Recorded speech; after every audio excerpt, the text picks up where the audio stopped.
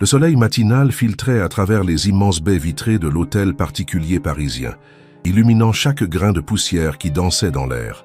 Margot Dubois ajusta son tablier blanc immaculé et prit une profonde inspiration. Depuis 3 ans, elle travaillait comme femme de ménage pour Étienne Beaumont, l'un des hommes les plus riches de France, propriétaire d'un empire technologique qui s'étendait sur tout le continent européen. Ce matin-là, quelque chose clochait. Elle le sentait dans ses os, cette intuition féminine qui ne l'avait jamais trompée. Les autres employés de la majestueuse demeure du 7e arrondissement l'avaient toujours considérée comme une simple domestique, invisible et sans importance. Pourtant, Margot observait tout, enregistrait chaque détail, chaque changement dans les habitudes de son patron milliardaire. Et ce qu'elle avait remarqué ces dernières semaines l'inquiétait profondément.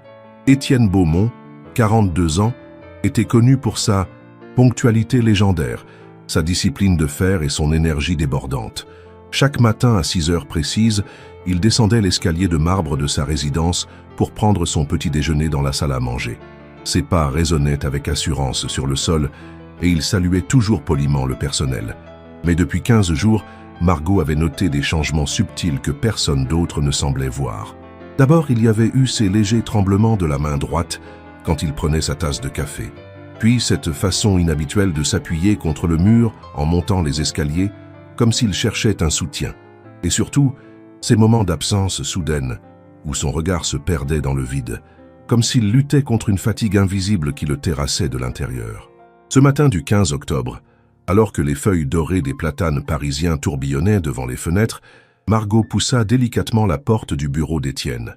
La pièce était plongée dans la pénombre, les lourds rideaux de velours bordeaux encore tirés.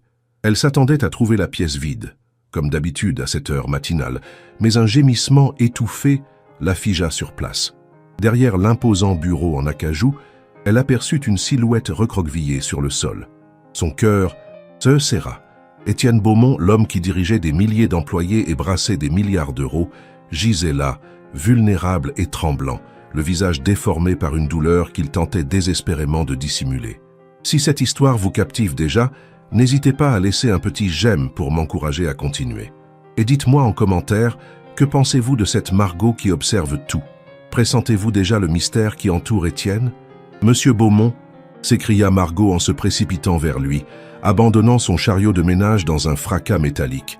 Elle s'agenouilla près de l'homme le plus puissant qu'elle connaisse, celui qui, quelques minutes plus tôt encore dans son esprit, semblait invincible. Ses mains expertes, habituées à soigner les petits bobos de ses 3 enfants, évaluèrent rapidement la situation. Le teint d'Étienne était d'une pâleur alarmante.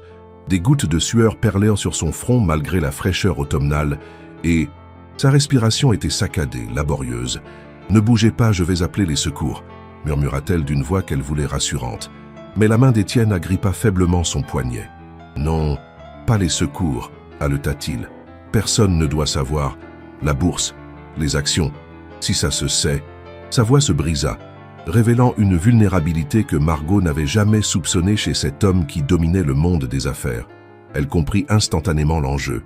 La moindre rumeur sur la santé d'Étienne Beaumont pourrait faire s'effondrer son empire financier, entraîner la chute des cours de bourse et ruiner des milliers d'investisseurs. Dans ce monde impitoyable de la haute finance, la faiblesse était un luxe qu'aucun dirigeant ne pouvait se permettre. Margot réfléchit à toute vitesse. Elle avait grandi dans une famille modeste de Bretagne, où sa grand-mère était guérisseuse. Les symptômes qu'elle observait depuis des semaines, combinés à l'état actuel d'Étienne, lui rappelaient quelque chose. Mais quoi exactement? « Monsieur, depuis quand ressentez-vous ces douleurs ?» demanda-t-elle d'une voix douce mais ferme. Étienne la regarda avec surprise. D'habitude, les employés l'appelaient « Monsieur Beaumont », avec une déférence respectueuse gardant leur distance. Mais dans la voix de Margot, il y avait autre chose, une chaleur humaine, une préoccupation sincère qui n'avait rien à voir avec son statut social ou sa fortune. « Cela fait environ 3 semaines, admit-il péniblement. Mais ce matin, c'est différent, plus intense. » Margot hocha la tête, ses soupçons se confirmant. Elle aida Étienne à s'installer dans son fauteuil de bureau en cuir, remarquant au passage la façon dont il favorisait son côté gauche, évitant inconsciemment certains mouvements. « Avez-vous consulté un médecin ?» Étienne secoua la tête, un sourire amer aux lèvres. « Vous savez, quand on est à ma position, On ne peut pas se permettre d'être malade. J'ai une réunion cruciale avec des investisseurs japonais cet après-midi, et demain vous risquez d'être mort si vous ne faites rien, l'interrompit Margot avec une franchise qui la surprit elle-même. Le silence qui suivit était lourd de tension. Étienne Beaumont n'était pas habitué à ce qu'on lui parle sur ce ton, surtout pas une employée. Mais au lieu de la colère attendue, Margot vit passer quelque chose d'inattendu dans ses yeux, du soulagement.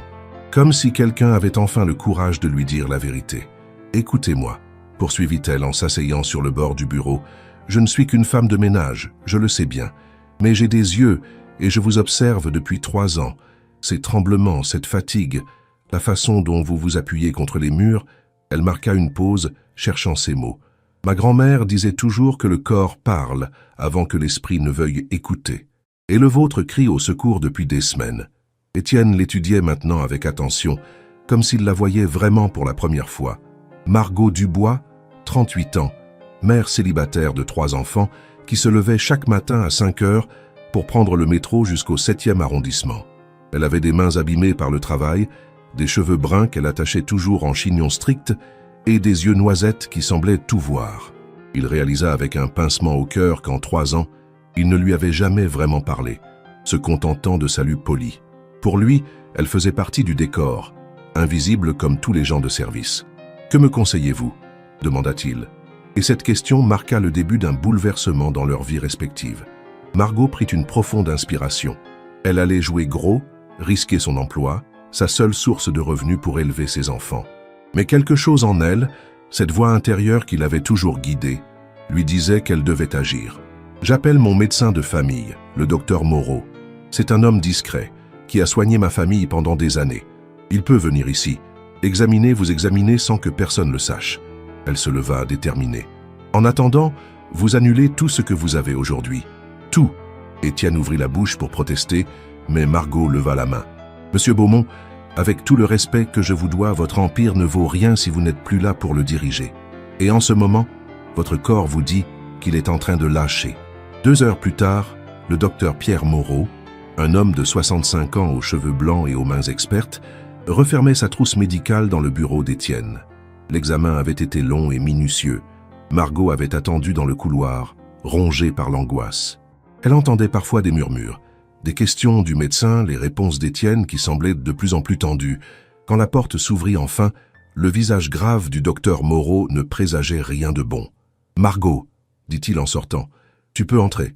Monsieur Beaumont souhaite que tu entendes le diagnostic. » Cette demande surprit la jeune femme.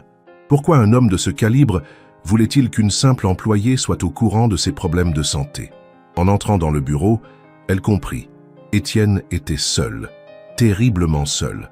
Malgré sa fortune et son pouvoir, il n'avait personne à qui se confier, personne en qui avoir vraiment confiance. « Asseyez-vous » dit Étienne d'une voix blanche. Le docteur Moreau s'éclaircit la gorge avant de prendre la parole. « Monsieur Beaumont présente tous les symptômes d'un empoisonnement lent aux métaux lourds, probablement au plomb ou au mercure. C'est un empoisonnement insidieux qui agit progressivement, mimant d'abord une fatigue passagère, puis évoluant vers des troubles neurologiques plus graves. » Le silence qui suivit était assourdissant. Margot sentit son sang se glacer dans ses veines. « Un empoisonnement » répéta-t-elle incrédule. « Mais comment est-ce possible ?» Le médecin échangea un regard, lourd de sens avec Étienne. « C'est la question que nous nous posons tous. Ce type d'empoisonnement ne se produit pas naturellement dans l'environnement d'une personne comme Monsieur Beaumont. Il faut une exposition répétée, régulière, à de petites doses. » La réalisation frappa Margot comme un coup de massue. « Vous voulez dire que quelqu'un… » Elle ne parvint pas à terminer sa phrase. Étienne hocha lentement la tête, le regard durci par une colère froide qu'elle ne lui connaissait pas. « Quelqu'un tente de m'empoisonner, oui. Quelqu'un qui a accès à ma nourriture, mes boissons, peut-être même mes vêtements ou mes objets personnels. » Il se leva péniblement de son fauteuil, se dirigeant vers la fenêtre qui donnait sur le jardin de l'hôtel particulier. « Quelqu'un en qui j'ai confiance, qui fait partie de mon entourage proche. » Sa voix était maintenant chargée d'amertume. « Savez-vous ce que c'est, Margot, de découvrir que votre propre vie est menacée par une personne que vous côtoyez quotidiennement, que vous saluez chaque matin en pensant qu'elle vous veut du bien ?» Margot se leva à son tour, s'approchant d'Étienne. Pour la première fois depuis qu'elle le connaissait, elle voyait l'homme derrière le milliardaire, vulnérable, trahi, effrayée. « Nous allons découvrir qui fait ça, dit-elle, avec une détermination qui l'a surpris elle-même. Mais d'abord, il faut vous soigner. Docteur Moreau, que faut-il faire ?» Le médecin sortit une ordonnance de sa poche. Traitement de chélation pour éliminer les métaux lourds de l'organisme. C'est un processus long, plusieurs semaines. Mais si nous agissons maintenant, les dommages peuvent être largement réversibles. Il regarda sévèrement Étienne. Mais cela implique un repos strict, une surveillance médicale rapprochée. Et surtout, il faut identifier et éliminer la source d'empoisonnement. « Comment procédons-nous » demanda Étienne. C'était étrange de voir cet homme habitué à donner des ordres demander conseil à une femme de ménage et à un médecin de famille. Margot réfléchit intensément. Ses années passées dans cette maison lui avaient donné une connaissance intime des habitudes de chacun, des horaires, des routines. « Qui a accès à votre nourriture » demanda-t-elle. « Madame Rousseau, la cuisinière, prépare tous mes repas. Mais elle travaille ici depuis 15 ans, c'est impossible. Et qui sert vos repas ? Généralement, c'est Antoine, le majordome. Mais parfois Marie, la femme de chambre, ou même, il s'arrêta net, réalisant l'ampleur du problème. Pratiquement tout le personnel de maison avait, à un moment ou un autre, accès à sa nourriture ou ses affaires personnelles. « Il faut procéder avec méthode », dit Margot, son esprit s'activant fiévreusement. « D'abord, nous devons faire analyser tout ce que vous consommez régulièrement. Ensuite, surveiller discrètement les habitudes de chaque employé. » Elle marqua une pause, consciente de la gravité de ce qu'elle s'apprêtait à proposer. « Je vais devenir vos yeux et vos oreilles dans cette maison. Officiellement, je continuerai mon travail de ménage, mais en réalité, je serai votre garde du corps invisible. » Étienne la regarda avec un mélange d'admiration et d'incrédulité.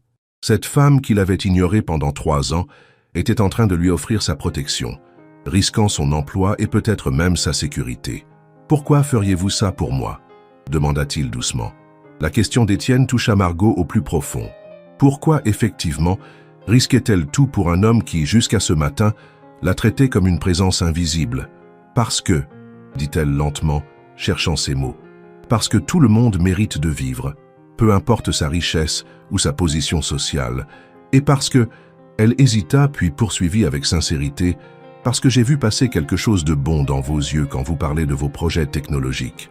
Vous ne créez pas seulement de la richesse, vous créez des emplois, vous aidez des familles à vivre décemment, y compris la mienne. » Elle sourit faiblement. « Et puis, ma grand-mère disait toujours qu'on ne peut pas laisser mourir quelqu'un quand on a le pouvoir de l'aider. C'est mauvais pour l'âme. » Le docteur Moreau, qui avait assisté silencieusement à cet échange, se racla la gorge. « Si nous nous lançons dans cette enquête, il faut être extrêmement prudent. Si la personne qui empoisonne M. Beaumont se rend compte qu'elle est découverte, elle pourrait paniquer et augmenter les doses, ou même passer à une méthode plus radicale. » L'implication était claire. Il jouait avec la mort. Il faut également envisager la possibilité que ce ne soit pas un employé de maison, mais quelqu'un de plus proche encore. Un associé, un membre de la famille, un ami. Étienne grimaça. Il n'avait plus de famille proche depuis la mort de ses parents dans un accident de voiture 5 ans auparavant. Mais ses associés, ses partenaires d'affaires, la liste des personnes qui pourraient bénéficier de sa disparition était plus longue qu'il ne voulait l'admettre. « Nous commençons par la maison », décida Margot. « C'est là que vous passez le plus de temps, c'est l'endroit le plus facile à surveiller. » Elle se tourna vers le docteur Moreau. « Docteur, pouvez-vous analyser discrètement ce que M. Beaumont consomme? Ses repas, ses boissons, même ses médicaments s'il en prend ?» Le médecin hocha la tête. « J'ai un ami toxicologue qui peut faire des analyses rapides et confidentielles. Mais il faudra être très discret sur la façon de prélever les échantillons. » Margot sourit, un sourire qui n'avait rien de rassurant. « Docteur, vous oubliez que je nettoie cette maison de fond en comble tous les jours. Récupérer discrètement des échantillons fait partie de mes compétences professionnelles. Les 3 conspirateurs, si différents par leur origine sociale mais unis par un même objectif, établirent rapidement un plan d'action. Margot continuerait son travail habituel, mais porterait désormais une attention particulière aux habitudes alimentaires d'Étienne et au comportement de ses collègues. Elle prélèverait des échantillons de tout ce qu'il consommait et les transmettrait au docteur Moreau pour analyse. Étienne, de son côté, devait faire semblant d'aller bien, continuer ses activités normales pour ne pas éveiller les soupçons, tout en commençant discrètement son traitement de désintoxication. Le docteur Moreau assurerait le suivi médical et les analyses toxicologiques. « Une dernière chose, » dit le médecin avant de partir, « Si les analyses confirment un empoisonnement actif et récent, nous devrons contacter la police. Ce sera alors une affaire criminelle. Quand ils se retrouvèrent, seuls Étienne et Margot se regardèrent en silence. L'atmosphère de la pièce avait complètement changé. Ce n'était plus un patron et son employé, mais deux personnes liées par un secret mortel, deux alliés improbables face à un ennemi invisible. « Margot, dit finalement Étienne, je réalise que je ne connais pratiquement rien de vous. Si nous allons travailler ensemble, si je vais compter sur vous pour sauver ma vie, j'aimerais mieux vous connaître. » Cette demande touchant Margot au cœur. Pour la première fois en 3 ans, son patron s'intéressait à elle en tant que personne. « Qu'est-ce que vous voulez savoir ?» demanda-t-elle en s'asseyant de nouveau. « Tout, répondit-il simplement. Votre famille, vos rêves, ce qui vous motive à vous lever chaque matin pour venir nettoyer la maison d'un homme que vous connaissez à peine. » Margot prit une profonde inspiration. « J'ai 3 enfants. Lucas, 12 ans, Emma, 9 ans et petit Tom, 6 ans. Leur père nous a quittés il y a 4 ans sans explication du jour au lendemain. Depuis, je me débrouille seul. » Sa voix se durcit légèrement. « Je travaille ici parce que vous payez bien, mieux que la plupart des emplois que je pourrais trouver avec mon niveau d'études. Cet argent permet à mes enfants d'aller dans une bonne école, d'avoir des vêtements corrects, de manger à leur faim. » Elle regarda Étienne dans les yeux. « Je ne suis pas fier de nettoyer les toilettes des riches, mais je suis fier de ce que cet argent permet d'offrir à mes enfants. C'est ça qui me motive chaque matin. » Étienne écouta en silence, réalisant avec honte à quel point il ignorait les vies des personnes qui l'entouraient quotidiennement. Cette femme se battait chaque jour pour offrir un avenir meilleur à sa famille, exactement comme il s'était battu autrefois pour construire son empire. « Vos rêves ?»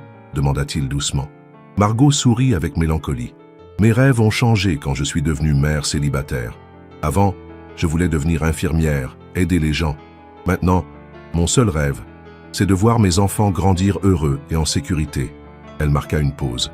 « Mais si nous découvrons qui veut vous empoisonner, si nous sauvons votre vie, ce sera peut-être une façon d'accomplir mon ancien rêve, non?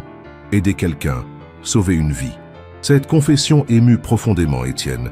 Il venait de découvrir que sa femme de ménage avait plus de courage et de noblesse d'âme que la plupart de ses associés milliardaires. « Margot, dit-il, quoi qu'il arrive, quoi que nous découvrions, je vous promets que vos enfants auront les meilleures chances possibles dans la vie. Je m'y engage. » L'après-midi touchait à sa fin quand Margot quitta enfin le bureau d'Étienne. Elle avait annulé tous ses autres rendez-vous de ménage pour la journée, prétextant une urgence familiale. En traversant les couloirs de l'hôtel particulier, elle voyait maintenant cette maison avec des yeux totalement différents. Chaque employé qu'elle croisait était désormais un suspect potentiel. Marie, la femme de chambre, qui lui souriait toujours gentiment.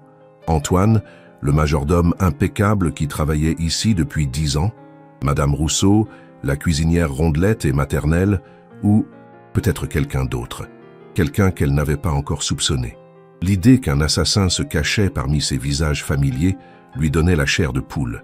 Mais elle avait donné sa parole à Étienne, et Margot Dubois était une femme de parole. Ce soir-là, dans son petit appartement de banlieue, Margot prépara le dîner de ses enfants tout en réfléchissant à la situation. Lucas, son fils aîné, remarqua qu'elle était préoccupée. « Maman, ça va?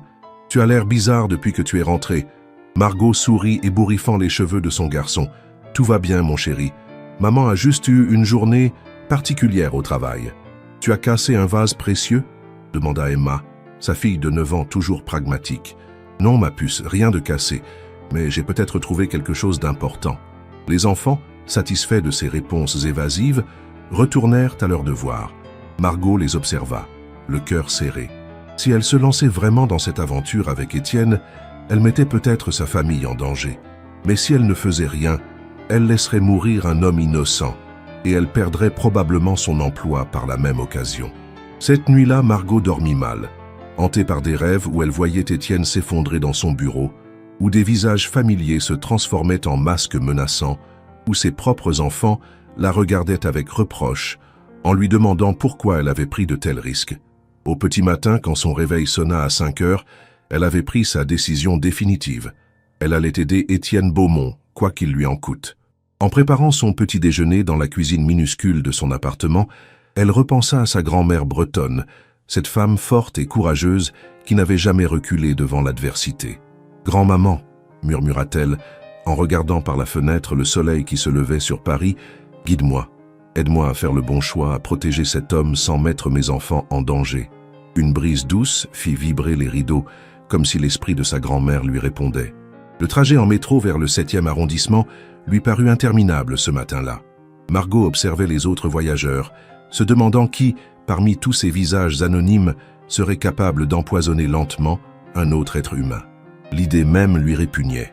Elle avait grandi dans des valeurs simples, la loyauté, l'honnêteté, le respect de la vie humaine.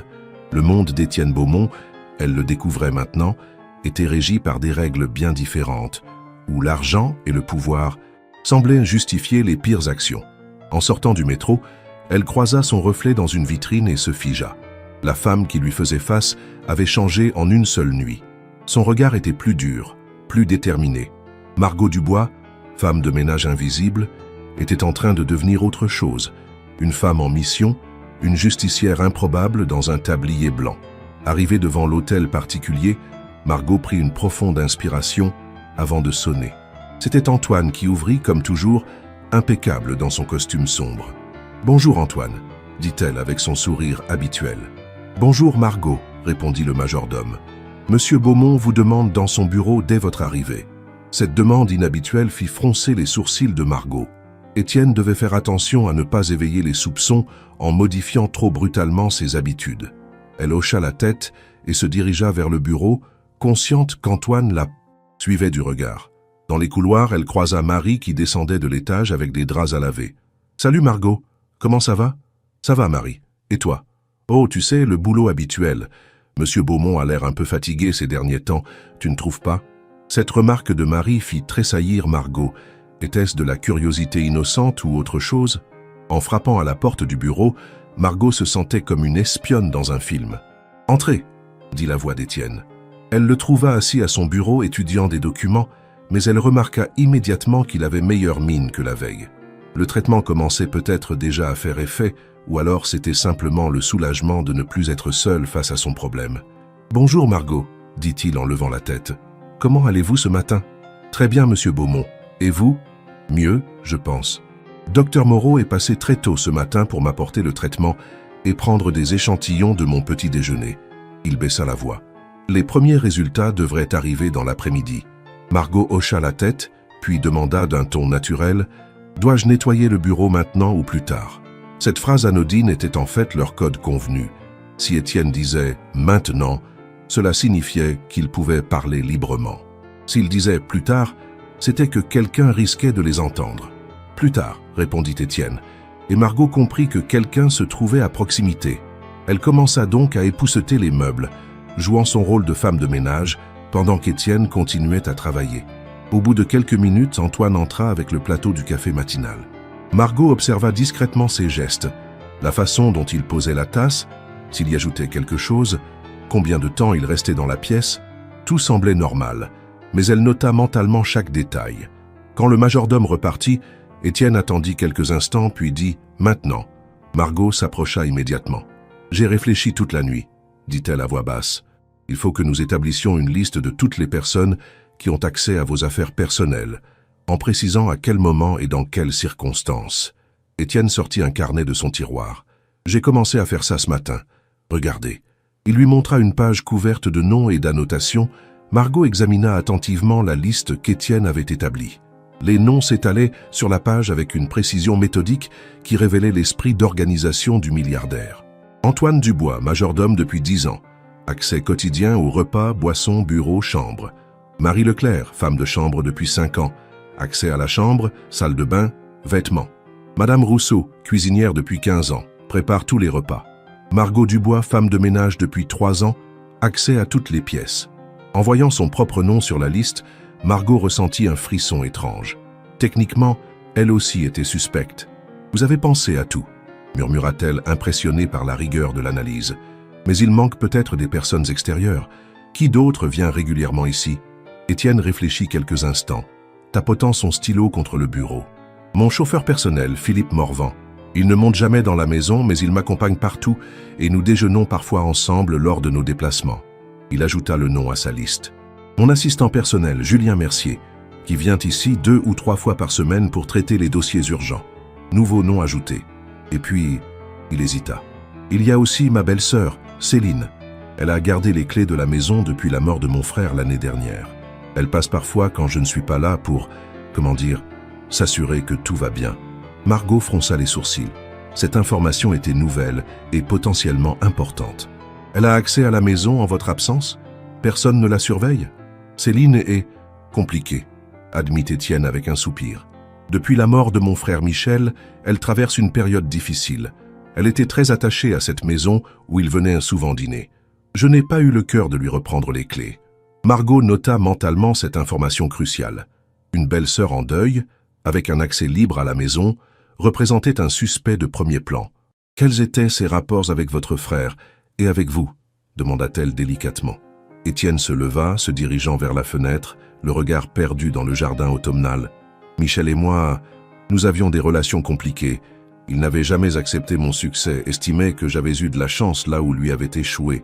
Céline partageait ses ressentiments. Il se tourna vers Margot.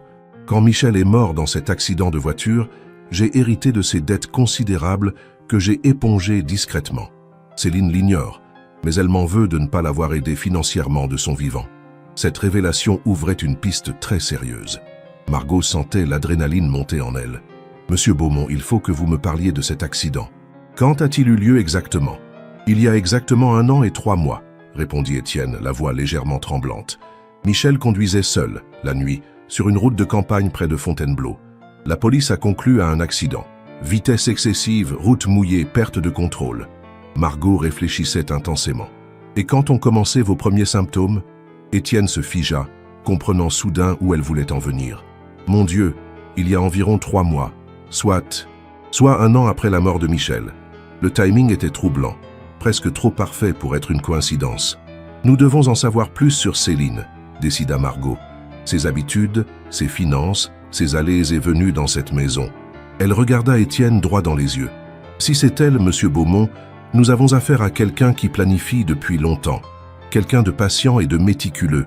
Cette idée glaça Étienne d'effroi. Il avait toujours vu Céline comme une femme fragile, brisée par le deuil.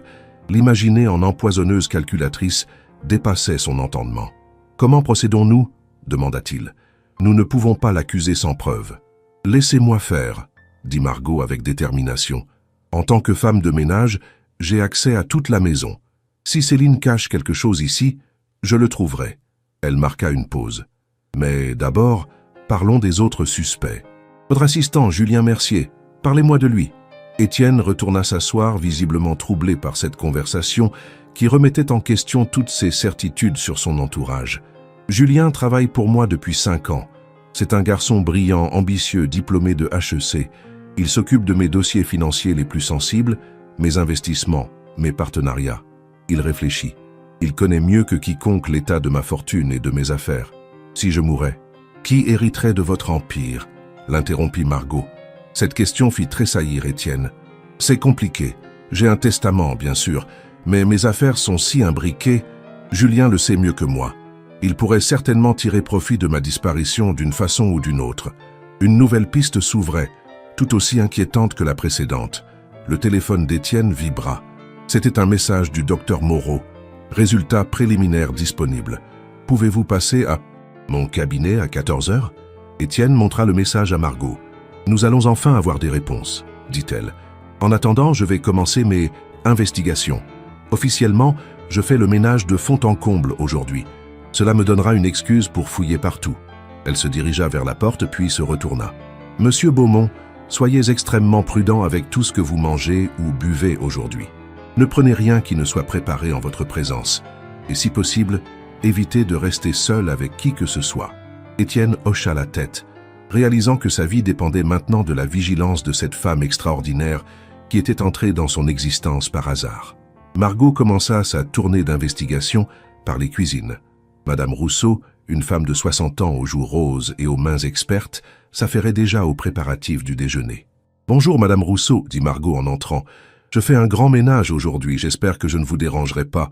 Mais bien sûr que non, ma petite Margot, tu es toujours si soigneuse. » La cuisinière la considérait avec bienveillance, comme une grand-mère gâterait sa petite-fille.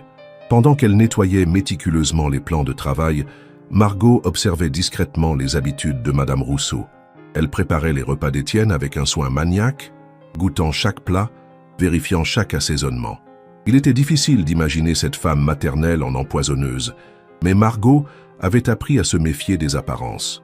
Tout en astiquant les cuivres, Margot engagea la conversation. « Madame Rousseau, vous qui connaissez si bien Monsieur Beaumont, comment le trouvez-vous ces derniers temps ?» La cuisinière s'arrêta de hacher ses légumes, un pli soucieux barrant son front. « Maintenant que tu en parles, il me semble fatigué, notre monsieur Étienne. Il mange moins, laisse la moitié de ses assiettes. Hier soir, il n'a même pas touché à mon coq au vin, lui qui adore ça d'habitude. » Cette observation spontanée renforçait la thèse de l'empoisonnement alimentaire. « Et qui d'autre a remarqué ce changement ?» demanda Margot innocemment. « Oh, nous en avons parlé entre nous, avec Antoine et Marie. » Antoine dit que Monsieur Beaumont a souvent l'air absent pendant leur conversation. Marie trouve qu'il transpire beaucoup quand elle fait sa chambre. Donc, tout le personnel avait noté les symptômes, mais aucun n'avait pensé à l'empoisonnement, sauf elle. En quittant les cuisines, Margot croisa Antoine dans le hall. Le majordome portait un plateau avec ce qui semblait être le déjeuner d'Étienne. « Qu'est-ce que Monsieur Beaumont mange aujourd'hui ?» demanda-t-elle avec le ton de quelqu'un qui fait la conversation. « Salade de saumon fumé, consommé de volaille et une tarte aux pommes de Madame Rousseau », répondit Antoine. Il a demandé quelque chose de léger. Margot hocha la tête, mais nota mentalement qu'elle devait prévenir Étienne de ne pas toucher à ce repas avant qu'ils aient les résultats des analyses. Elle attendit qu'Antoine soit monté, puis se dirigea vers l'étage pour commencer l'inspection des chambres. La chambre d'Étienne était vaste et lumineuse, décorée avec un goût exquis qui reflétait sa personnalité raffinée. Margot avait nettoyé cette pièce des centaines de fois, mais aujourd'hui, elle la voyait avec un œil nouveau. Elle examina méthodiquement la salle de bain, cherchant des traces de substances suspectes dans les produits d'hygiène, les médicaments, même la brosse à dents d'Étienne. Rien d'anormal en apparence, mais elle préleva discrètement des échantillons de dentifrice, de shampoing et d'aftershave dans de petits flacons qu'elle avait apportés. Si l'empoisonnement se faisait par contact cutané, ces produits étaient des candidats parfaits. Dans la table de nuit, elle découvrit quelque chose d'intéressant. Un flacon de somnifère prescrit 3 mois auparavant par un médecin qu'elle ne connaissait pas, Dr Philippe Lemaire, neurologue. 3 mois, exactement quand avaient commencé les symptômes d'Étienne. Cette coïncidence méritait d'être creusée. Margot photographia discrètement l'ordonnance avec son téléphone portable, puis continua son inspection. Dans le dressing d'Étienne, en vidant les poches de ses costumes pour les nettoyer, elle tomba sur quelque chose d'inattendu. Une lettre anonyme, froissée et apparemment jetée puis récupérée. « Tu ne peux pas échapper à ton passé éternellement. La justice finira par te rattraper. » Le message était tapé à l'ordinateur, impossible à identifier. Mais il était daté d'il y a 2 mois. Margot sentit son cœur s'accélérer. Cette lettre prouvait qu'Étienne était menacé, qu'il avait des ennemis qui lui voulèrent du mal. Pourquoi ne lui en avait-il pas parlé? Elle glissa la lettre dans sa poche, décidée à l'interroger à ce sujet. L'exploration de la maison révéla d'autres éléments troublants. Dans un petit bureau que Céline utilisait parfois lors de ses visites, Margot découvrit des documents financiers concernant la succession de Michel Beaumont. Elle ne put s'empêcher d'y jeter un coup d'œil rapide. Michel était apparemment endetté jusqu'au cou au moment de sa mort, et Céline avait hérité de ses dettes.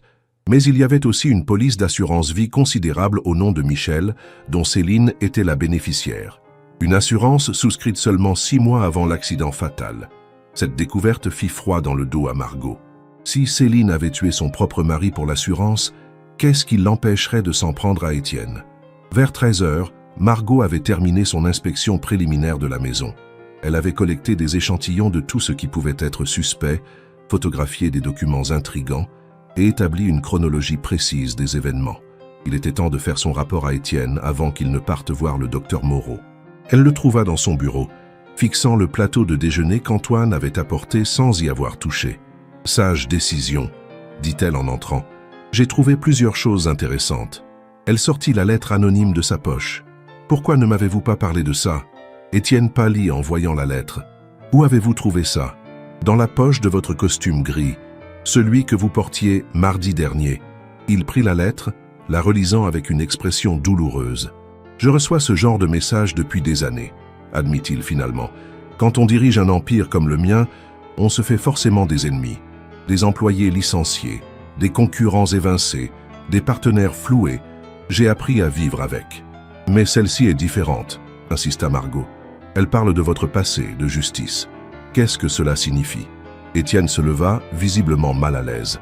Il y a des choses dans mon passé, des décisions que j'ai prises pour construire mon empire, qui n'étaient peut-être pas toujours très éthiques. Sa voix se brisa légèrement. J'ai parfois été impitoyable en affaires.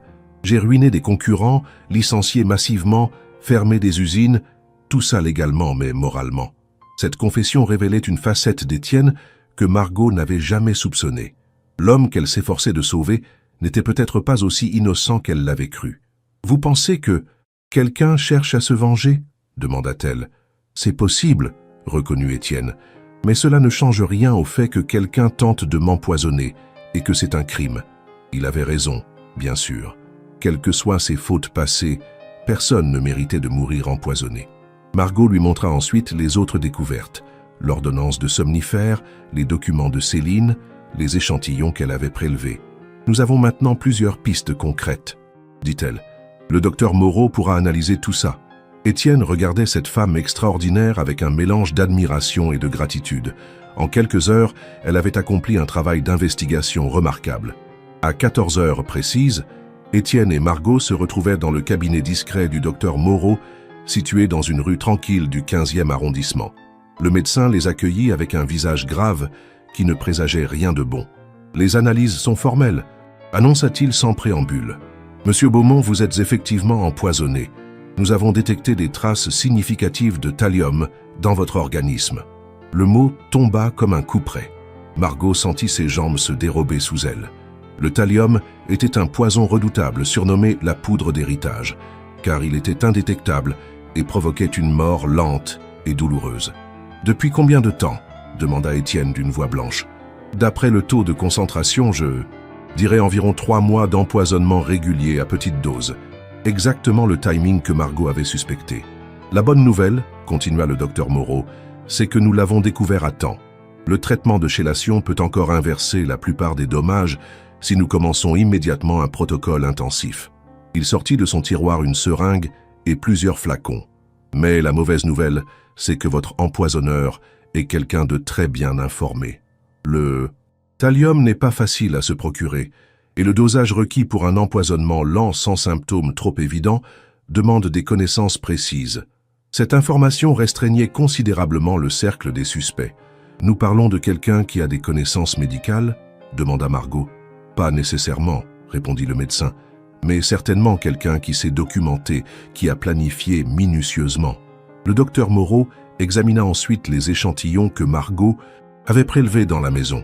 L'analyse rapide révéla que le dentifrice d'Étienne contenait des traces de thallium. « Voilà notre source d'empoisonnement, » dit le médecin. Chaque matin, en se brossant les dents, M. Beaumont ingérait une petite dose de poison. L'idée était diabolique. Qui aurait pensé à soupçonner un simple dentifrice? Cela signifie que l'empoisonneur a un accès intime à vos affaires personnelles, dit Margot à Étienne. Quelqu'un qui peut entrer dans votre salle de bain, manipuler vos produits d'hygiène sans éveiller les soupçons. La liste des suspects se réduisait dramatiquement. Marie, la femme de chambre, Céline, la belle-sœur, et éventuellement Antoine, s'il avait des raisons de monter dans la chambre. Il faut maintenant piéger l'empoisonneur, décida Margot. Son esprit analytique s'activait fiévreusement. Nous allons remplacer le dentifrice contaminé par un autre, identique en apparence. Si la personne se rend compte que son stratagème a été découvert, elle tentera peut-être une approche plus directe. Le docteur Moreau approuva. C'est risqué, mais c'est peut-être le seul moyen de la démasquer. Étienne écoutait ces deux personnes organiser la traque de son empoisonneur avec un sentiment surréaliste. Sa vie, qui avait basculé en quelques jours, ressemblait maintenant à un thriller policier. « Que dois-je faire ?» demanda-t-il. « Continuez à faire semblant d'aller mal », répondit Margot. « Si l'empoisonneur pense que le poison continue de faire effet, il ne se doutera de rien. » Le plan était audacieux, mais logique. Margot remplacerait discrètement le dentifrice contaminé par un autre, puis surveillerait qui avait accès à la salle de bain d'Étienne dans les jours suivants. Parallèlement, elle creuserait les pistes concernant Céline et l'assurance vie de Michel. Le docteur Moreau commencerait immédiatement le traitement intensif d'Étienne pour éliminer le thallium de son organisme. Et tous ensemble, ils tendraient un piège à l'empoisonneur. « Une dernière chose, » dit le médecin avant qu'il ne reparte. « Si cette personne se rend compte qu'elle a été découverte, Elle pourrait paniquer et passer à l'acte de façon plus directe. Soyez extrêmement prudents. Cette mise en garde glaça le sang de Margot. Elle réalisait qu'en s'engageant dans cette enquête, elle mettait non seulement sa propre vie en danger, mais peut-être aussi celle de ses enfants. En rentrant à l'hôtel particulier, Margot et Étienne avaient l'impression de pénétrer en territoire ennemi. Chaque sourire du personnel, chaque politesse d'usage prenait maintenant une connotation sinistre. L'empoisonneur était là, quelque part, continuant sa routine quotidienne, en attendant patiemment que sa victime succombe. Comment fait-on pour vivre normalement quand on sait ça? Murmura Étienne en montant l'escalier vers sa chambre. On n'a pas le choix, répondit Margot. On fait semblant jusqu'à ce qu'on ait démasqué le coupable. Elle profita qu'Étienne occupe tout le monde au rez-de-chaussée, avec une réunion improvisée pour remplacer discrètement le dentifrice contaminé. L'opération ne prit que quelques minutes, mais ses mains tremblaient en manipulant ce tube innocent qui contenait la mort. Le soir venu, Margot rentra chez elle avec l'impression d'avoir vécu plusieurs vies en une seule journée. Ses enfants l'accueillirent avec leurs habituels câlins et bavardages, et elle réalisa à quel point cette normalité lui était précieuse. Lucas lui raconta sa journée d'école. Emma lui montra un dessin qu'elle avait fait. Petit homme réclama son histoire du soir. Ces moments simples et tendres contrastaient violemment avec l'univers de mensonges et de dangers dans lequel elle évoluait. Maintenant, en bordant ses enfants, Margot se promit intérieurement qu'elle protégerait cette innocence à tout prix. Mais elle savait aussi qu'elle ne pouvait plus reculer. Étienne Beaumont comptait sur elle, et elle ne l'abandonnerait pas. Cette nuit-là, Margot eut du mal à trouver le sommeil. Son esprit repassait inlassablement les événements de la journée, analysant chaque détail, chaque indice. L'image de Céline revenait sans cesse, cette belle-sœur mystérieuse qui avait libre accès à la maison, qui avait perdu son mari dans des circonstances suspectes, qui avait bénéficié d'une assurance vie considérable. Mais il y avait aussi Marie, la femme de chambre souriante qui connaissait intimement les habitudes d'Étienne, et Antoine, le majordome parfait qui servait fidèlement depuis 10 ans, sans oublier Julien, l'assistant ambitieux qui connaissait tous les secrets financiers d'Étienne. Chacun avait des motifs potentiels, chacun avait eu l'opportunité. Mais lequel était l'empoisonneur? Au petit matin, Margot était réveillée par un appel téléphonique qui la fit bondir de son lit. C'était Étienne, et sa voix tremblait d'émotion. « Margot, il faut que vous veniez immédiatement. Quelque chose s'est passé cette nuit. » Le cœur de Margot s'emballa. « Que s'est-il passé? Vous allez bien? »« Je vais bien, mais quelqu'un est entré dans ma chambre pendant que je dormais. J'ai trouvé ça sur ma table de nuit. » Il y eut un silence, puis Étienne reprit d'une voix blanche. « C'est une seringue, Margot. Une seringue vide. » L'empoisonneur avait donc tenté une approche plus directe, exactement comme l'avait prédit le docteur Moreau. Mais pourquoi la seringue était-elle vide? Pourquoi Étienne était-il encore vivant? Ces questions se bousculaient dans l'esprit de Margot tandis qu'elle s'habillait à la hâte pour se rendre chez son patron. En arrivant à l'hôtel particulier, Margot trouva Étienne dans un état de stress extrême. Il n'avait visiblement pas dormi de la nuit et ses mains tremblaient en lui montrant la seringue qu'il avait trouvée. « J'ai peut-être eu de la chance, » dit-il. « Je me suis réveillé vers 3 heures du matin, j'avais soif. En allumant la lampe de chevet, j'ai vu une silhouette qui s'enfuyait de ma chambre. Sur le moment, j'ai cru rêver, mais en me levant, j'ai trouvé ça. » La seringue était effectivement vide, mais elle portait encore des traces d'un liquide incolore. « Il faut faire analyser ça immédiatement, » dit Margot, « et nous devons appeler la police maintenant. Cette fois, c'est une tentative de meurtre caractérisée. » Mais Étienne secoua la tête. « Pas encore. Si nous impliquons la police maintenant, l'affaire sera rendue publique. Mon empire s'effondrera avant même que nous ayons découvert le coupable. » Margot comprenait le dilemme d'Étienne, mais elle était terrifiée par l'escalade de violence. L'empoisonneur, réalisant peut-être que sa méthode lente avait été découverte, était passé à la vitesse supérieure. « Avez-vous vu le visage de la personne qui s'enfuyait » demanda-t-elle. « Non, il faisait trop sombre, mais c'était quelqu'un de petit et plutôt mince. Cette description pouvait correspondre à Marie ou à Céline, mais pas à Antoine ou à Julien. »« Monsieur Beaumont, » dit Margot d'un ton grave, « nous jouons maintenant avec votre vie de façon très directe. Cette personne ne reculera plus devant rien. Il faut prendre des mesures de protection immédiates. » Elle réfléchit rapidement. « À partir de maintenant, vous ne dormez plus seul dans cette maison. Je vais rester ici, officiellement pour faire du ménage intensif, mais en réalité pour vous protéger. » La proposition de Margot surprit Étienne. « Vous feriez ça? Mais vos enfants? »« Mes enfants iront chez ma sœur pour quelques jours. répondit-elle fermement. « Ils croiront que maman a beaucoup de travail, mais je ne vous laisserai pas seule face à cette menace. » Cette décision marquait un tournant dans leur relation.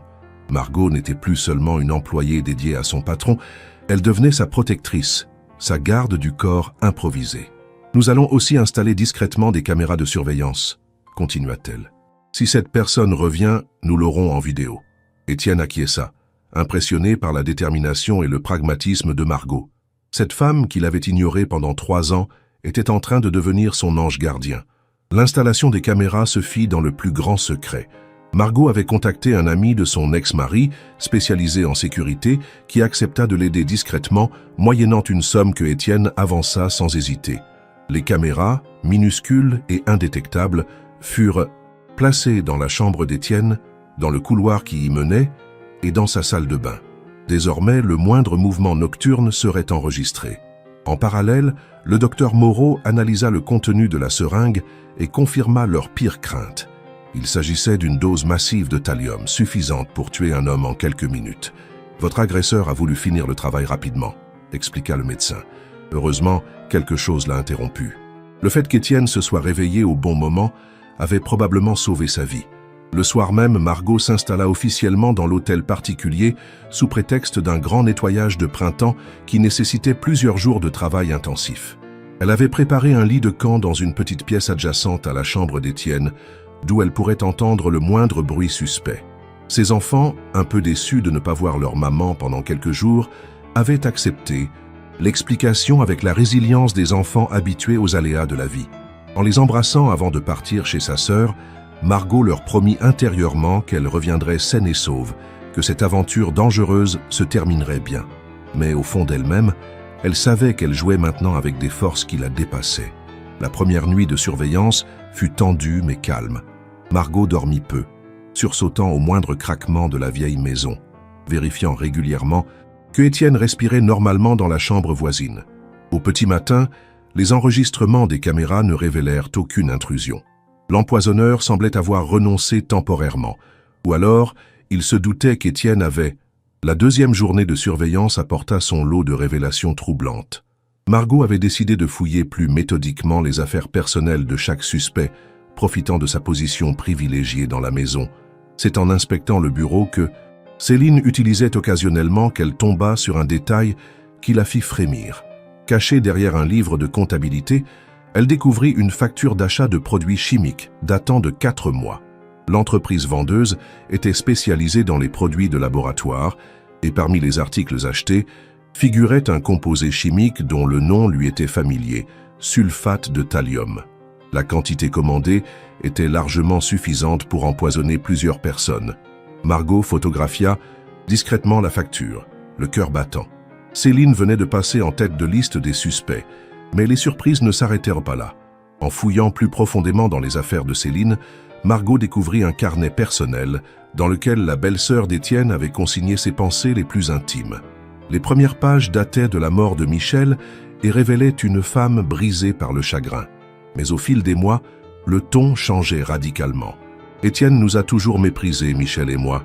Il nous regardait de haut avec sa réussite, comme si nous étions des ratés. Michel est mort en partie à cause du stress que lui causait la comparaison constante avec son frère parfait. Étienne aurait pu aider Michel à rembourser ses dettes, mais il a préféré attendre sa mort pour jouer les généreux. La rancœur transpirait de chaque ligne, évoluant progressivement vers quelque chose de plus sombre. Les dernières entrées du carnet glacèrent le sang. Il faut qu'Étienne paie pour ce qu'il a fait à Michel. La justice ne viendra pas de la loi, elle viendra de moi. J'ai trouvé un moyen, lent, indétectable, et ô combien mérité. Il va souffrir comme Michel a souffert, lentement, dans l'incompréhension et la solitude. La date de cette dernière entrée correspondait exactement au début des symptômes d'Étienne. Margot tenait enfin la preuve irréfutable. Céline était bien l'empoisonneuse, mais elle était aussi une femme dangereuse, poussée par une soif de vengeance qui l'avait menée au meurtre. Une femme qui n'hésiterait pas à éliminer quiconque se mettrait en travers de son chemin. Margot referma précipitamment le carnet en entendant des pas dans le couloir. Céline venait justement d'arriver à l'hôtel particulier, comme si un sixième sens l'avait averti que ses secrets étaient découverts. « Bonjour, Margot », dit-elle en entrant dans le bureau, un sourire froid aux lèvres. « Je ne savais pas que le ménage incluait maintenant la fouille des affaires personnelles. Margot sentit l'adrénaline exploser dans ses veines. Céline l'avait surprise en flagrant délit, et son regard n'avait plus rien de la veuve éplorée qu'elle prétendait être. Je nettoyais juste le bureau, madame, balbutia Margot en essayant de paraître naturelle. Le livre était tombé. J'ai voulu le remettre en place. Vraiment? Dit Céline en s'approchant dangereusement. Et ce livre contenait des informations intéressantes? La tension dans la pièce était palpable. Margot comprit qu'il ne servait plus à rien de mentir. Céline savait qu'elle avait été découverte, et son attitude confirmait qu'elle était prête à tout pour protéger son secret. « Je sais ce que vous avez fait », dit Margot d'une voix qu'elle espérait ferme. « J'ai trouvé la facture du thallium, j'ai lu votre carnet. C'est fini, Céline. » Un sourire terrifiant étira les lèvres de la belle-sœur d'Étienne. « Pauvre petite femme de ménage », dit-elle d'un ton méprisant. « Vous croyez vraiment que quelqu'un vous croira? Moi, une veuve respectable. Contre vous, une domestique qui fouille dans les affaires de ses employeurs. » Elle sortit de son sac à main un petit flacon rempli d'un liquide incolore. « D'ailleurs, vous ne direz rien à personne. Jamais. » Margot recula instinctivement, mais Céline était déjà entre elle et la porte. « Vous savez ce que c'est » demanda Céline en agitant le flacon. « La même chose que j'ai utilisée pour mon cher beau-frère, mais en dose concentrée, pour que ce soit plus efficace. » La réalisation frappa Margot comme un coup de massue. Céline allait tenter de l'empoisonner ici même, maintenant. « Pourquoi » demanda Margot, espérant gagner du temps. « Pourquoi haïr Étienne à ce point ?» Céline ricana amèrement. « Vous ne pouvez pas comprendre. Vous n'avez jamais vu l'homme que vous aimez se détruire à petit feu, parce qu'il ne pouvait pas rivaliser avec son frère parfait. Michel s'est tué à la tâche pour essayer d'égaler Étienne. Il a pris des risques insensés, contracté des dettes astronomiques. Et Étienne, il regardait ça de loin avec condescendance.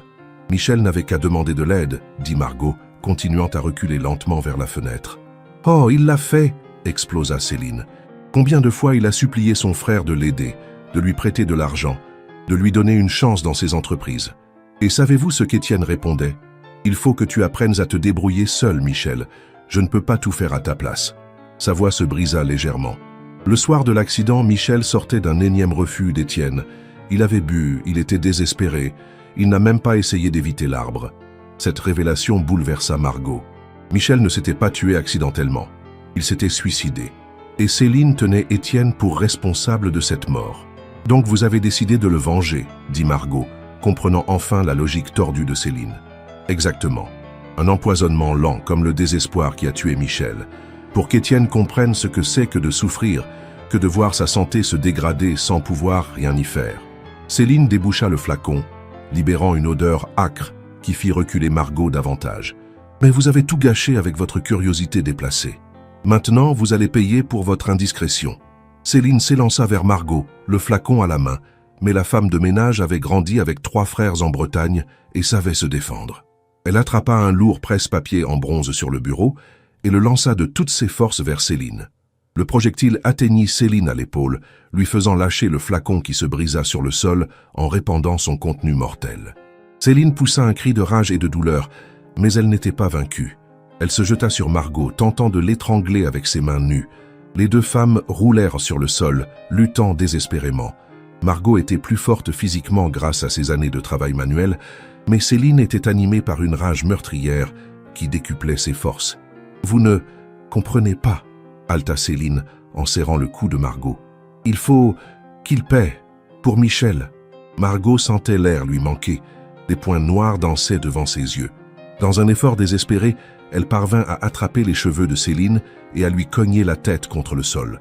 Le choc étourdit momentanément Céline, permettant à Margot de se dégager et de courir vers la porte. « Étienne !» cria-t-elle de toutes ses forces. « Étienne, appelez la police !» Mais Céline se relevait déjà, le visage déformé par la haine. « Il est sorti !» dit-elle avec un sourire mauvais. « Il ne peut pas vous entendre. Et quand il reviendra, il nous trouvera toutes les 2 mortes. Un crime crapuleux, sans doute. Comme c'est tragique. » Elle sortit de son sac un couteau de cuisine qu'elle avait visiblement pris dans la cuisine. Cette fois, pas de poison, quelque chose de plus direct. Margot comprit qu'elle était dans une situation désespérée, seule face à une meurtrière déterminée, dans une maison vide, sans possibilité de fuite. Mais Margot n'était pas du genre à abandonner. Pensant rapidement, elle se souvint des caméras qu'ils avaient installées. Si elle pouvait attirer Céline dans la chambre d'Étienne, tout serait enregistré. Les preuves de l'agression et de la confession de Céline seraient conservées, même si elle-même n'y survivait pas. « Vous savez quoi, Céline ?» dit-elle en essayant de paraître calme. « Vous avez raison. Étienne mérite de payer pour ce qu'il a fait à Michel. » Cette déclaration surprit Céline qui s'arrêta net. « Qu'est-ce que vous dites ?»« Je dis que j'ai peut-être mal jugé la situation, » continua Margot en reculant lentement vers l'escalier. « Racontez-moi exactement ce qui s'est passé avec Michel. Je veux comprendre. » La ruse fonctionna partiellement. Céline, avide de justifier ses actes, commença à raconter en détail sa version des événements tout en suivant Margot dans l'escalier. Michel était un homme bon, sensible, qui avait juste eu moins de chance que son frère, expliquait-elle, le couteau toujours à la main. Mais Étienne ne pouvait pas supporter d'avoir un frère raté. Il le rabaissait constamment, lui faisait comprendre qu'il était un poids, un échec. Margot écoutait tout en continuant à monter, espérant attirer Céline jusqu'à la chambre d'Étienne. Et cette fameuse nuit, encouragea-t-elle. Michel était venu une dernière fois demander de l'aide à Étienne. Ses créanciers le menaçaient. Il risquait la prison. Il était à genoux, littéralement, suppliant son frère de le sauver. « Et qu'a fait Étienne ?» demanda Margot, maintenant arrivée sur le palier. « Il a ri, » dit Céline, la voix chargée d'amertume. « Il a ri et il a dit « Michel, tu as 40 ans. Il est temps que tu assumes tes erreurs comme un homme. » Les larmes coulèrent maintenant sur les joues de Céline, mais sa main tenait toujours fermement le couteau. Michel est parti en courant. Il pleurait comme un enfant. 2 heures plus tard, les gendarmes m'appelaient pour m'annoncer l'accident. Margot était maintenant dans le couloir qui menait à la chambre d'Étienne, directement dans le champ des caméras. « C'est affreux, » dit-elle avec une compassion sincère. « Aucun frère ne devrait abandonner l'autre comme ça. »« Exactement, » s'exclama Céline. « Vous comprenez enfin. C'est pour ça qu'Étienne doit payer. » Mais au moment où Margot allait pousser Céline à entrer dans la chambre, elle entendit la voix d'Étienne qui montait du rez-de-chaussée. « Margot, où êtes-vous » Il était rentré plus tôt que prévu. Céline se figea, réalisant qu'elle était prise au piège. « Merde » siffla-t-elle entre ses dents. Il ne devait pas rentrer avant 2 heures. Son regard devint encore plus dangereux. « Tant pis, je vais tous vous tuer maintenant. D'abord vous, puis lui. » Elle leva le couteau au-dessus de sa tête, prête à frapper Margot, mais celle-ci hurla de toutes ses forces. « Étienne, Céline a un couteau. Elle vous empoisonne depuis 3 mois. Appelez la police. » Ces révélations, criées à plein poumon, résonnèrent dans toute la maison. Le bruit de pas précipités dans l'escalier confirma qu'Étienne avait entendu et compris. Céline, réalisant que son plan était définitivement compromis, entra dans une rage folle. « Vous avez tout gâché !» hurla-t-elle en se jetant sur Margot le couteau à la main. Mais cette fois, Margot était prête. Elle esquiva l'attaque et donna un violent coup de genou dans l'estomac de Céline, qui se plia en deux en lâchant son arme. Quand Étienne arriva en haut de l'escalier, essoufflé et terrifié, il trouva Margot qui maintenait fermement Céline au sol, un genou sur son dos, tenant ses bras dans une clé qu'elle avait apprise dans un cours d'autodéfense. « Appelez la police, » dit Margot calmement, « et le docteur Moreau. J'ai des choses importantes à lui dire. » L'arrivée de la police transforma l'hôtel particulier en scène de crime. Céline fut arrêtée et emmenée, non sans avoir craché sa haine une dernière fois. « Tu peux me faire arrêter, Étienne, mais tu ne pourras jamais ramener Michel. Sa mort restera sur ta conscience pour le reste de tes jours. » Ces mots touchèrent Étienne au cœur, parce qu'il savait qu'une part de vérité s'y cachait. Il avait effectivement été dur avec son frère, trop orgueilleux pour l'aider quand il en avait eu besoin. Cette culpabilité le rongeait maintenant, et le rongerait probablement toujours. Margot, qui avait assisté à cette dernière confrontation, posa une main réconfortante sur l'épaule de son patron. « Ce n'est pas votre faute, » dit-elle doucement. « Vous ne pouviez pas deviner que Michel était si désespéré. » Le docteur Moreau arriva peu après la police et confirma que les preuves rassemblées par Margot étaient accablantes pour Céline. La facture du thallium, le carnet intime, les enregistrements des caméras qui avaient capturé sa confession, tout concourait à démontrer sa culpabilité. « Elle sera condamnée pour tentative de meurtre avec préméditation », expliqua l'inspecteur en charge de l'affaire. « Grâce à votre travail d'investigation, Madame Dubois, nous avons un dossier en béton. » Margot se sentait étrangement vide maintenant que l'affaire était résolue. L'adrénaline retombait, laissant place à une fatigue immense et à la réalisation de ce qu'elle venait de vivre. Elle avait failli mourir, avait risqué sa vie et celle de ses enfants pour sauver un homme qu'elle connaissait à peine 3 jours plus tôt. En fin d'après-midi, quand la police eut terminé ses investigations, et que le calme fut revenu dans la maison, Étienne et Margot se retrouvèrent seuls dans le salon. Ils restèrent longtemps silencieux, chacun absorbé par ses pensées. « Margot, » dit finalement Étienne, « je ne sais pas comment vous remercier. Vous m'avez sauvé la vie au péril de la vôtre.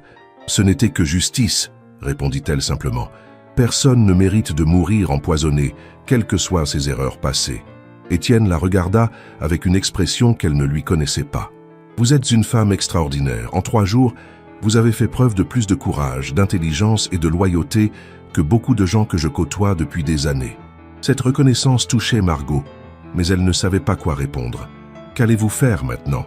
demanda Étienne. « Retourner à ma vie d'avant, j'imagine, » dit Margot avec un sourire mélancolique. « Récupérer mes enfants, reprendre le travail, oublier cette aventure. »« Non, » dit Étienne fermement. « Vous ne pouvez pas retourner à votre ancienne vie après ça.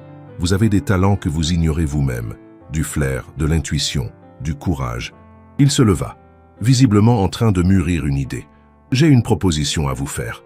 Une vraie proposition qui changera votre vie et celle de vos enfants. » Margot leva un sourcil interrogateur. « Je vous écoute. Je voudrais que vous deveniez ma responsable de la sécurité personnelle. Officiellement, vous seriez chargé de superviser la sécurité de toutes mes propriétés, de vérifier les antécédents de mes nouveaux employés, de détecter les menaces potentielles. » Cette proposition stupéfia Margot. « Mais je n'ai aucune formation dans ce domaine. Vous venez de démasquer un empoisonneur que personne d'autre n'avait soupçonné, » répondit Étienne. « Vous avez mené une enquête digne d'un professionnel, collecté des preuves, tendu un piège efficace. Et surtout, vous avez l'intuition, cette capacité à voir ce que les autres ne voient pas, à remarquer les détails qui comptent. » Il se rassit en face d'elle. « Le salaire serait 5 fois supérieur à ce que vous gagnez actuellement. Vos enfants pourraient aller dans les meilleures écoles, vous pourriez déménager dans un quartier plus agréable, et vous feriez un travail qui a du sens, qui utilise vos vrais talents. » L'offre était tentante, presque trop belle pour être vraie. « Et si j'accepte, » dit Margot lentement, « que se passerait-il si je découvre d'autres problèmes dans votre entourage, d'autres personnes qui vous veulent du mal ?» Étienne sourit tristement. « Alors nous les affronterons ensemble. Cette histoire avec Céline m'a ouvert les yeux sur beaucoup de choses. J'ai vécu dans une bulle dorée trop longtemps, entouré de gens qui me disaient ce que je voulais entendre. J'ai besoin de quelqu'un d'honnête, de direct, qui n'hésite pas à me dire la vérité, même si elle dérange. » Il marqua une pause. « J'ai besoin de vous, Margot. Pas seulement comme employé, mais comme allié, comme ami, peut-être. » Cette dernière phrase surprit Margot. Elle n'avait jamais imaginé qu'un homme de la stature d'Étienne puisse avoir besoin d'amitié, encore moins la sienne. « Vous me donnez le temps de réfléchir ?» demanda-t-elle. « Bien sûr. Prenez tout le temps qu'il faut. » Étienne se leva pour la raccompagner. « Mais j'espère sincèrement que vous accepterez. Vous avez changé ma vie en quelques jours, Margot. Vous m'avez non seulement sauvé physiquement, mais vous m'avez aussi ouvert les yeux sur le genre d'homme que je voulais être. » En quittant l'hôtel particulier ce soir-là, Margot avait l'impression de sortir d'un rêve. Une semaine plus tôt, elle était une femme de ménage invisible, une mère célibataire qui se battait pour joindre les 2 bouts. Aujourd'hui, elle était une héroïne qui avait sauvé la vie d'un milliardaire et qui se voyait offrir une chance de changer radicalement son existence. En retrouvant ses enfants chez sa sœur, Margot fut accueillie par des cris de joie et des câlins enthousiastes. « Maman, tu nous as manqué. C'était long. Tu as fini ton grand ménage ?» Margot serra ses 3 trésors contre elle, respirant leur odeur familière, se rappelant pourquoi elle se battait chaque jour. « Oui, mes chéris, c'est fini, » dit-elle. « Et maman a peut-être une belle surprise pour vous. »« Quoi ? Quoi ?» s'exclamèrent-ils en chœur. « Patience, » dit Margot en souriant. « Je dois d'abord prendre une décision importante. » Cette nuit-là, dans le petit appartement familial retrouvé, Margot réfléchit longuement à la proposition d'Étienne. Accepter signifiait entrer dans un monde qu'elle ne connaissait pas, prendre des responsabilités importantes, peut-être s'exposer à de nouveaux dangers. Mais refuser signifiait retourner à sa vie d'avant, à la lutte quotidienne pour la survie, aux petits boulots mal payés, aux inquiétudes constantes pour l'avenir de ses enfants. Et surtout, cela signifiait gâcher une chance unique d'utiliser des talents qu'elle ne soupçonnait pas avoir. En regardant ses enfants dormir paisiblement, Margot prit sa décision. Elle méritait mieux que la résignation. Ses enfants méritaient mieux qu'une vie de limitation. Et Étienne Beaumont méritait d'avoir à ses côtés quelqu'un qui le protégerait avec la même détermination qu'elle avait montrée cette semaine. Au petit matin, Quand son téléphone sonna et qu'elle reconnut la voix d'Étienne, Margot sourit avant même de décrocher. « Bonjour, monsieur Beaumont, dit-elle. J'ai pris ma décision. J'accepte votre proposition. » 6 mois plus tard, Margot Dubois était méconnaissable. Installée dans un magnifique appartement près des Champs-Élysées, vêtue d'un tailleur élégant, elle dirigeait une équipe de sécurité de 5 personnes qui veillaient sur les intérêts d'Étienne Beaumont et de son empire. Ses enfants fréquentaient l'une des meilleures écoles privées de Paris et parlaient déjà de leurs projets d'avenir avec une confiance qu'ils n'avaient jamais eue auparavant. Lucas voulait devenir ingénieur comme Monsieur Étienne. Emma rêvait d'être détective comme sa maman. Et petit Tom dessinait des châteaux en disant qu'un jour il en aurait un aussi beau que celui de leur ami milliardaire. Car Étienne était effectivement devenu un ami de la famille, pas seulement l'employeur de Margot. La transformation d'Étienne était tout aussi remarquable. L'affaire Céline l'avait profondément marqué, l'amenant à repenser sa façon de vivre et de traiter son entourage. Il avait créé une fondation en mémoire de son frère Michel, destinée à aider les entrepreneurs en difficulté. Il passait aussi plus de temps avec ses employés, prenant le temps de les connaître vraiment, de s'intéresser à leur vie. Et surtout, il avait appris à faire confiance, à s'entourer de personnes loyales plutôt que de simples flagorneurs. Margot était devenue sa confidente, celle à qui il demandait conseil pour les décisions importantes, celle qui n'hésitait jamais à lui dire ses 4 vérités quand il se trompait. Leur relation professionnelle avait évolué vers une amitié sincère et profonde. Alors, cette incroyable histoire de transformation vous a-t-elle touché? Margot, cette femme de ménage courageuse qui est devenue une protectrice, et Étienne, ce milliardaire qui a appris l'humilité. Laissez-moi un commentaire pour me dire ce que vous avez pensé de cette aventure extraordinaire. Et si cette histoire vous a plu, n'oubliez pas de laisser un j'aime. Ce jour-là, en regardant par la fenêtre de son nouveau bureau situé dans la tour de verre qui abritait les entreprises Beaumont, Margot repensait souvent à cette matinée d'octobre où elle avait trouvé Étienne effondré dans son ancienne demeure. Qui aurait pu prédire qu'un simple geste de compassion, qu'une intuition de femme du peuple, transformerait à ce point 2 existences? Elle avait sauvé la vie d'un homme, certes, mais lui avait rendu la pareille en lui offrant une nouvelle vie, de nouveaux horizons, une chance de révéler sa vraie personnalité. Parfois, se disait-elle, les rencontres les plus importantes arrivent quand on s'y attend le moins, dans les circonstances les plus ordinaires. L'histoire de Margot et d'Étienne devint rapidement légendaire dans les milieux d'affaires parisiens. On racontait comment une femme de ménage avait démasqué un empoisonneur que personne d'autre n'avait soupçonné, comment elle était devenue la bras droit d'un des hommes les plus puissants de France. Certains trouvaient cette histoire incroyable, d'autres y voyant la preuve que le talent peut émerger des endroits les plus inattendus. Pour Margot, c'était simplement la confirmation que sa grand-mère bretonne avait raison. On ne peut jamais savoir ce que la vie nous réserve. Et il faut toujours être prêt à saisir sa chance quand elle se présente. Céline fut condamnée à 15 ans de prison ferme pour tentative de meurtre avec préméditation. Lors de son procès, elle maintint qu'elle ne regrettait rien, qu'Étienne méritait ce qui lui était arrivé. Mais confrontée aux témoignages sur la générosité discrète d'Étienne, aux preuves qu'il avait effectivement payé les dettes de Michel sans jamais le révéler, elle finit par comprendre qu'elle s'était trompée sur le compte de son beau-frère. Trop tard, malheureusement. La haine avait empoisonné son cœur bien avant qu'elle n'empoisonne Étienne, et certaines blessures ne guérissent jamais. L'affaire eut également des répercussions positives inattendues. Le docteur Moreau, impressionné par l'intuition de Margot, lui proposa de suivre une formation en toxicologie médico-légale. Antoine, Marie et Madame Rousseau, innocentés mais bouleversés par les événements, bénéficièrent d'augmentations substantielles et de formations pour reconnaître les signes d'empoisonnement. L'hôtel particulier fut équipé des systèmes de sécurité les plus modernes et une procédure stricte fut mise en place pour contrôler tout ce qu'Étienne consommait. Jamais plus il ne serait aussi vulnérable. 1 an après ces événements dramatiques, Étienne organisa une grande fête dans ses nouveaux bureaux pour célébrer l'anniversaire de sa renaissance, comme il aimait l'appeler. Tous ceux qui avaient participé à son sauvetage étaient présents. Le docteur Moreau, les policiers qui avaient arrêté Céline, l'équipe de sécurité de Margot et bien sûr les 3 enfants de cette dernière qui étaient devenus les chouchous du milliardaire. En levant son verre de champagne pour porter un toast, Étienne déclara « Il y a 1 an, j'ai failli mourir empoisonné, mais finalement, J'ai l'impression que cette expérience m'a sauvé la vie d'une autre façon. Elle m'a appris ce qui compte vraiment, la loyauté, l'amitié, la confiance, et elle m'a fait rencontrer les personnes les plus importantes de ma nouvelle existence. Margot, élégante dans sa robe de soirée, mais gardant toujours cette simplicité qui la caractérisait, répondit au toast.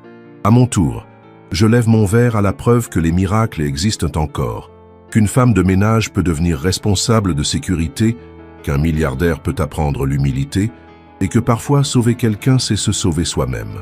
Les applaudissements crépitèrent dans la salle, et personne ne remarqua les larmes d'émotion qui perlaient aux yeux des deux protagonistes de cette histoire extraordinaire. Ils pensaient tous les deux à ce matin d'octobre, à cette rencontre improbable qui avait changé leur destin à jamais. Aujourd'hui encore, quand Margot raconte cette histoire à ses enfants ou à ses amis, elle insiste toujours sur la même leçon. Il ne faut jamais sous-estimer le pouvoir de l'observation et de la compassion. Votre intuition, votre capacité à remarquer ce que les autres ignorent, c'est votre super pouvoir, dit-elle souvent à ses enfants. Et n'oubliez jamais que derrière chaque personne, même la plus riche et la plus puissante, se cache un être humain qui peut avoir besoin d'aide. Cette philosophie de vie, héritée de sa grand-mère bretonne et renforcée par son expérience avec Étienne, guide maintenant toutes ses actions professionnelles et personnelles. 2 ans après l'affaire Céline, Margot fut confrontée à un nouveau défi qui testa encore une fois ses capacités. L'un des principaux concurrents d'Étienne, un homme d'affaires ruthless nommé Victor Roussel, avait commencé à manifester des signes d'hostilité inquiétants. Des employés d'Étienne étaient approchés avec des offres alléchantes pour les faire démissionner, des contrats importants étaient mystérieusement annulés au dernier moment et des rumeurs malveillantes circulaient dans la presse économique. Margot flaira immédiatement que ces incidents n'étaient pas des coïncidences, mais les éléments d'une stratégie coordonnée pour déstabiliser l'Empire Beaumont.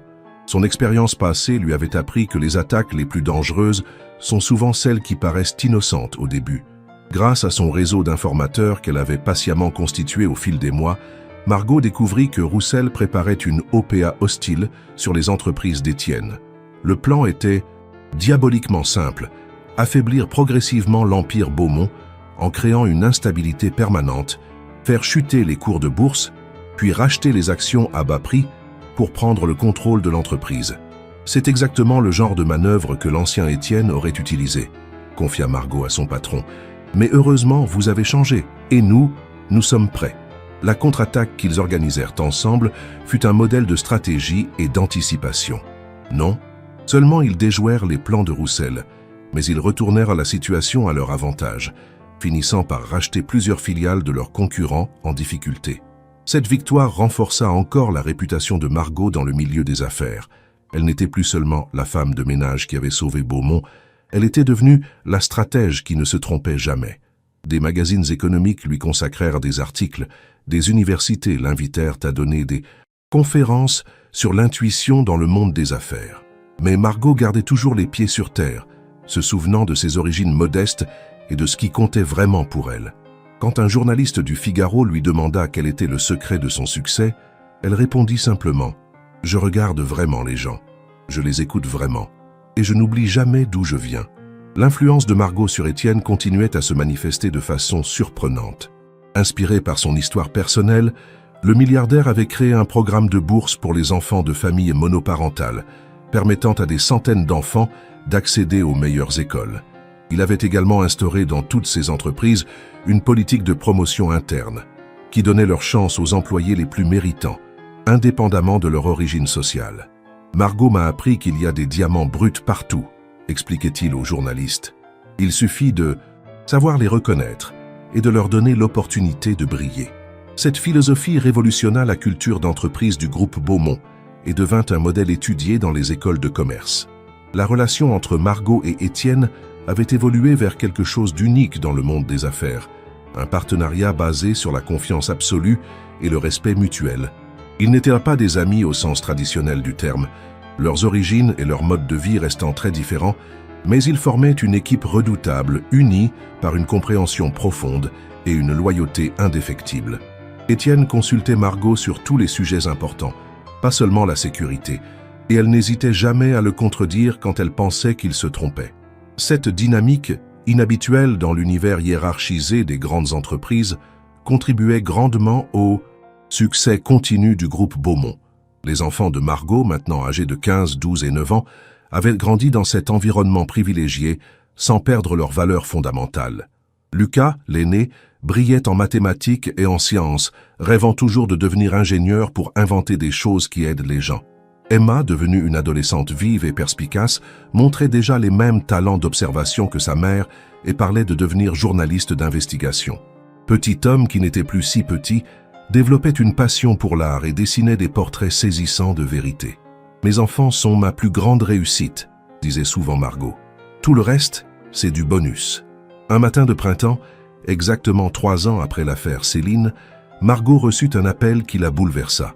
C'était le directeur de la prison où était incarcérée l'ancienne belle-sœur d'Étienne. « Madame Dubois, Céline Beaumont souhaiterait vous voir. Elle dit qu'elle a quelque chose d'important à vous dire. » Après en avoir discuté avec Étienne, Margot accepta cette rencontre, curieuse de comprendre ce que pouvait bien vouloir lui dire la femme qui avait tenté de la tuer. Elle se rendit à la prison de Fleury-Mérogis un après-midi, le cœur battant, ne sachant pas à quoi s'attendre. Céline avait beaucoup changé. Ses cheveux avaient grisonné, son visage s'était creusé, et ses yeux avaient perdu cette lueur de haine qui les animait autrefois. Quand elle vit Margot entrer dans le parloir, elle eut un sourire triste et fatigué. « Merci d'être venue, dit-elle simplement.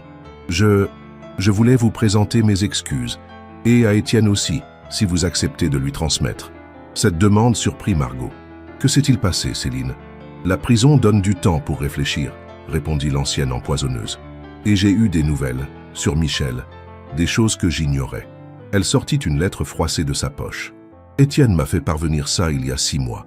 C'est une lettre que Michel avait écrite avant sa mort, mais qu'il n'avait jamais envoyée. » Margot lut la lettre avec émotion.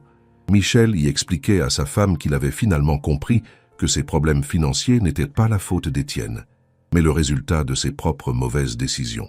Il révélait aussi qu'Étienne lui avait secrètement prêté de l'argent à plusieurs reprises au fil des années, mais qu'il était trop fier pour l'accepter officiellement. « Je me suis trompé sur toute la ligne, » dit Céline, les larmes aux yeux. « Michel ne s'est pas suicidé à cause d'Étienne. Il s'est suicidé à cause de sa propre honte, de son incapacité à accepter l'aide de son frère. » Cette révélation bouleversait complètement la version des faits sur laquelle Céline avait construit sa vengeance. « J'ai détruit ma vie et failli détruire celle d'Étienne pour rien, pour un malentendu tragique. » En sortant de la prison, Margot était profondément émue par cette rencontre. Elle rapporta fidèlement à Étienne les excuses et les révélations de Céline. Le milliardaire écouta en silence, puis resta longtemps pensif. « Pauvre Michel », murmura-t-il finalement, « et pauvre Céline. Combien de drames auraient dû être évités si nous avions tous parlé plus franchement, si nous avions dépassé notre orgueil. » Cette leçon sur l'importance de la communication sincère renforça encore sa détermination à maintenir des relations authentiques avec son entourage. « C'est peut-être pour ça que vous étiez destinée à entrer dans ma vie, Margot, » dit-il, « pour m'apprendre que les vraies richesses, ce sont les relations humaines basées sur la vérité et la confiance. » 5 ans après leur première rencontre, l'histoire de Margot et d'Étienne continuait à s'écrire. Margot dirigeait maintenant une société de conseil en sécurité qui travaillait pour de nombreuses entreprises internationales. Elle avait écrit un livre sur son expérience, dont les bénéfices étaient entièrement reversés à la Fondation Michel Beaumont. Étienne, quant à lui, était devenu l'un des dirigeants les plus respectés de France, reconnu non seulement pour son génie des affaires, mais aussi pour son humanité et sa générosité. Ensemble, ils avaient prouvé qu'il était possible de réussir sans perdre son âme, de s'élever sans écraser les autres. L'hôtel particulier du 7e arrondissement, témoin de leur première rencontre, avait été transformé en centre de formation pour jeunes entrepreneurs issus de milieux défavorisés. Dans le bureau où Margot avait trouvé Étienne effondré, des dizaines de jeunes gens apprenaient maintenant les ficelles du monde des affaires, encadrés par les meilleurs experts du groupe Beaumont. Une plaque à l'entrée rappelait l'histoire du lieu. Ici commença une amitié qui changea 2 vies et prouva que les miracles existent encore. Margot souriait chaque fois qu'elle passait devant cette plaque. Elle qui avait grandi en écoutant les contes de sa grand-mère bretonne n'aurait jamais imaginé devenir elle-même l'héroïne d'une histoire digne des plus beaux contes. Un jour, alors qu'elle donnait une conférence devant des étudiants de Sciences Po, un jeune homme lui demanda « Madame Dubois, si vous deviez donner un conseil à quelqu'un qui se sent invisible, ignoré par la société, que lui diriez-vous? Margot réfléchit quelques instants, repensant à cette femme de ménage qu'elle avait été, invisible, effectivement, balayant les couloirs sans que personne ne la remarque vraiment. Je lui dirais que l'invisibilité peut être un super pouvoir, répondit-elle finalement. Quand les gens ne vous voient pas, ils baissent leur garde. Ils révèlent leur vraie nature. Vous apprenez à observer, à analyser, à comprendre. Et un jour, quand le moment sera venu, toute cette observation se transformera en sagesse, en intuition, en capacité d'action. L'invisibilité d'aujourd'hui peut devenir la force de demain. Cette réponse fut longuement applaudie par l'amphithéâtre. Mais Margot pensait surtout à tous ces gens invisibles qui l'entouraient encore, les femmes de ménage, les gardiens d'immeubles, les caissières, tous ceux qui font tourner la société sans que personne ne les remarque vraiment. Elle s'était fixée comme mission de ne jamais les oublier, de leur donner leur chance quand c'était possible, de reconnaître leur valeur et leur dignité. C'était sa façon de rester fidèle à ses origines, tout en assumant sa nouvelle position sociale. L'histoire de Margot et d'Étienne était devenue légendaire. Mais pour eux, c'était simplement la preuve que la vie réserve parfois des surprises extraordinaires à ceux qui gardent le cœur ouvert et l'esprit alerte. Ils continuaient à travailler ensemble, à se faire confiance mutuellement, à construire quelque chose de beau et de durable. Et chaque matin, en se réveillant dans leur vie transformée, ils se souvenaient avec gratitude de ce jour d'octobre où une femme de ménage courageuse avait refusé de laisser mourir un homme en détresse. Car au final, c'était peut-être ça, le vrai message de leur histoire, que l'humanité triomphe toujours quand on lui donne sa chance, que la compassion peut renverser les montagnes et que les plus beaux miracles naissent souvent des gestes les plus simples. Margot Dubois, l'ancienne femme de ménage devenue garde du corps, puis responsable de sécurité, puis consultante internationale, n'avait jamais oublié cette leçon fondamentale. Et elle la transmettait maintenant à tous ceux qui croisaient sa route, perpétuant ainsi le cycle vertueux de l'entraide et de la bienveillance. Aujourd'hui, si vous passiez devant les bureaux du groupe Beaumont, vous pourriez apercevoir une femme élégante regardant par la fenêtre, un sourire serein aux lèvres. Cette femme, c'est Margot, et elle pense probablement à ses enfants qui grandissent dans la confiance et l'espoir, à Étienne qui continue de prouver qu'on peut être puissant et humain à la fois, ou peut-être simplement à sa grand-mère bretonne qui lui avait enseigné que le plus important dans la vie, c'est de tendre la main à ceux qui en ont besoin. Car Margot Dubois, malgré tous ses succès et ses transformations, est restée fidèle à cette vérité simple et profonde qui avait guidé sa vie depuis le début. Il faut toujours essayer de sauver ceux qui souffrent, même quand, ou surtout quand, personne ne vous demande rien. Épilogue. 10 ans ont passé depuis cette matinée d'octobre qui changea tout. Margot Dubois Beaumont, elle avait ajouté le nom de famille d'Étienne par amitié et reconnaissance mutuelle, dirige maintenant l'une des plus prestigieuses sociétés de conseil en sécurité d'Europe. Ses 3 enfants sont devenus des jeunes adultes accomplis. Lucas est ingénieur dans une start-up révolutionnaire, Emma journaliste d'investigation au Monde, et Tom, artiste reconnu dont les œuvres ornent maintenant les murs du siège social du groupe Beaumont. Étienne, approchant de la soixantaine, a annoncé qu'il lèguerait la majorité de sa fortune à diverses fondations caritatives, gardant seulement ce qu'il faut pour vivre confortablement. La vraie richesse, dit-il souvent, c'est ce qu'on donne, pas ce qu'on garde. Il reste célibataire, préférant consacrer son temps et son énergie à ses œuvres philanthropiques et à son amitié indéfectible avec Margot et sa famille. Céline a été libérée après 8 ans de prison. Elle travaille maintenant pour la fondation Michel Beaumont, aidant les familles endeuillées à surmonter leurs pertes. Sa rencontre avec Margot en prison avait marqué le début de sa rédemption, et elle consacre désormais sa vie à réparer le mal qu'elle avait tenté de faire. Et parfois, quand Margot raconte cette histoire à ses petits-enfants, car oui, Lucas lui a déjà donné une adorable petite fille, elle termine toujours par ces mots. « Souvenez-vous, mes chéris, que les plus grandes aventures commencent souvent par un simple geste de bonté. Alors gardez toujours les yeux ouverts et le cœur disponible. On ne sait jamais qui on peut sauver, ni qui peut nous sauver en retour. » Cette incroyable saga de courage, d'amitié et de transformation, touchant à sa fin, j'espère qu'elle vous a transporté et inspiré.